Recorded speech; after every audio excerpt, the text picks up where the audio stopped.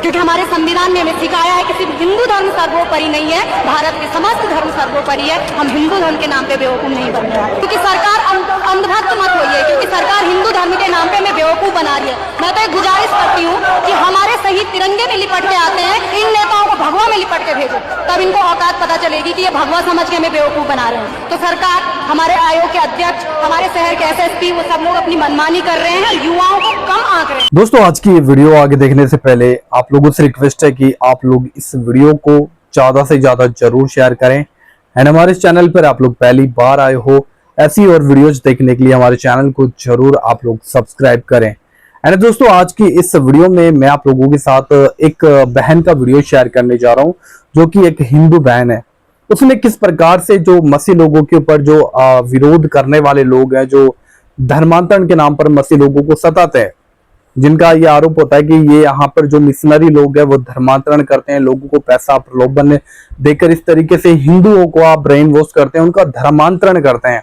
इस तरीके के आरोप जो लगाए जाते हैं, उन लोगों को किस तरीके से इस बहन ने संविधान से, क्योंकि हमारा जो देश है वो संवैधानिक देश है और हर एक व्यक्ति को अधिकार देता है हमारे देश का संविधान। आर्टिकल 25 में साफ लिखा है कि कोई भी व्यक्ति अपनी इच्छा से किसी भी धर्म को मान सकता है, उसका प्रचार प्रसार कर सकता है। लेकिन आज जो चीजें देखने को मिल रही है वो कहीं ना कहीं हर एक व्यक्ति के संवैधानिक अधिकार का जो हनन करने वाली है, और यह बिल्कुल नहीं होना चाहिए।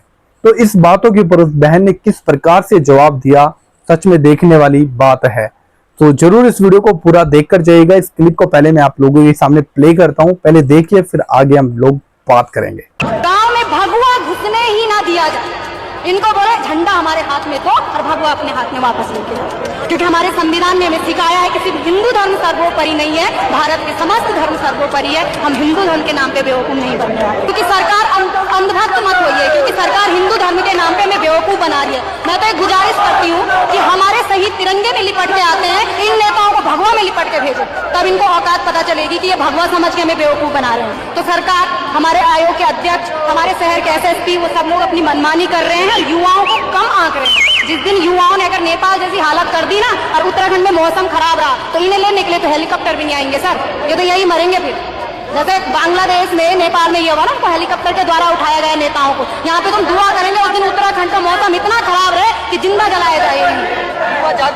युवा जाग चुका है और आज की भीड़ से वो और जागेगा। समस्त उत्तराखंड वासियों से हमारा निवेदन है कि आप सब लोग आइए, घर वाले भी आइए, बच्चे भी आइए, क्योंकि सरकार अंधभक्त मत होइए, क्योंकि सरकार हिंदू धर्म के नाम पे हमें बेवकूफ बना रही है। मैं तो एक गुजारिश करती हूँ कि हमारे शहीद तिरंगे में लिपट के आते हैं, इन नेताओं को भगवा में लिपट के भेजो, तब इनको औकात पता चलेगी कि ये भगवा समझ के हमें बेवकूफ बना रहे हैं। हिंदू धर्म हमारे संविधान में सभी धर्मों को समानता दी है, ये हिंदू धर्म के नाम पे वोट छीनते हैं हमसे।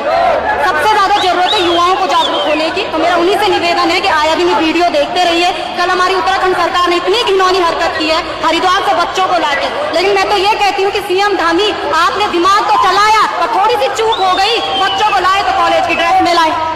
हम तो टाई पहन के नहीं आ रहे थे इधर, क्योंकि हम बेरोजगार है ना, हमारा तो कुर्ता अलग है, पजामा अलग है, चुन्नी अलग है, वो टाई में बच्चे आ रहे थे। अगर दिमाग दौड़ाना ही था तो घर के कपड़ों में लाते उनको, ताकि सबकी निगाह में ना आते। इसलिए धामी सरकार से बोलिए, अगर आप कुर्सी पे बैठे हैं ना तो हम ही ने बिठाया है, इसलिए ये भूल ना करें। 2027 में फर्क पड़ने वाला है। 2027 में फर्क सर एक के कहने से नहीं पड़ने वाला, हम सारे युवाओं को एकजुट होना पड़ेगा।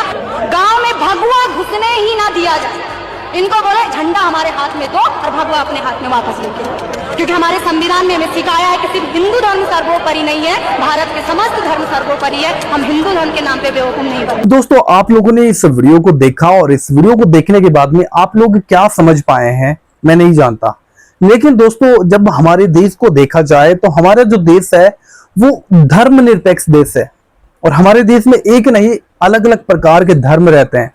हिंदू, मुस्लिम, सिख, ईसाई, बौद्ध, जैन, विश्वास करने वाले, और बहुत ऐसे लोग हैं जो किसी धर्म को मानते भी नहीं है। कोई गॉड में बिलीव नहीं करता, कोई किसी ईश्वर में बिलीव नहीं करता, वो अपने मुताबिक जीते हैं।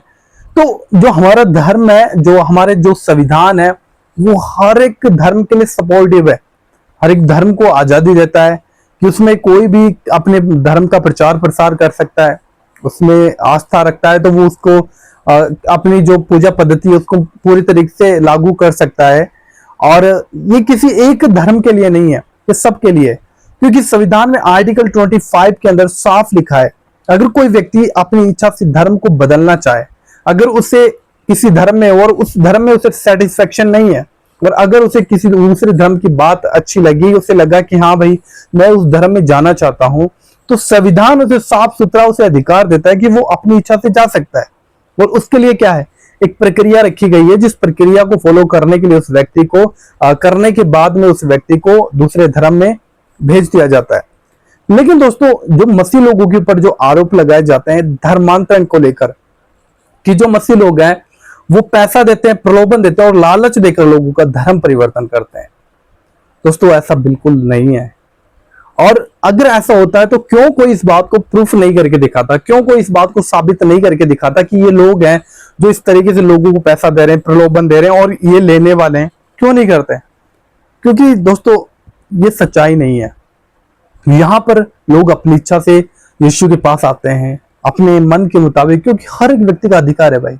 वो जब जन्म लेकर इस पृथ्वी पर आता है तो वो किसी को पूछ कर नहीं आता कि मैं आज इस समय जन्म लेने वाला हूं, इस समय मैं मरने वाला हूं। कोई किसी को डिसाइड नहीं कर सकता, है ना।